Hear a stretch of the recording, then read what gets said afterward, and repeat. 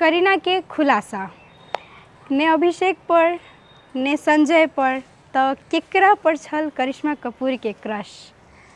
अभिनेत्री करीना कपूर खान आ करिश्मा कपूर किछु दिन पहिने कपिल शर्मा शो में गेल छली। ओ शो के क्रम में एकटा हेडफोन लऽ के एकटा गेम खेलै छथि। ओही क्रम में करीना कपूर कहै छथि कि हुनकर दीदी के कोनो खान सुपरस्टार पर क्रश छल। मुदा ई बात के हालांकि वो नाम नहीं लेलखिन कि के छल उ खान सुपरस्टार, मुदा हुनकर इशारा से ई बात के पक्का भ गेल कि उ सुपरस्टार खान सुपरस्टार सलमान खान छल। 90 के दशक में करिश्मा कपूर आ सलमान खान बहुत एक से एक बढ़ के सुपरहिट मूवी सब देने छल।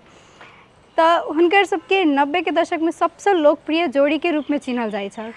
सलमान खान संग मात्रे नहीं, ओ करिश्मा कपूर के जोड़ी लोकप्रियता उनकर गोविंदाओ संग छल। मुदा करीना के ई खुलासा से 90 के 90s के मीठ याद सब ताज़ा भ गेल।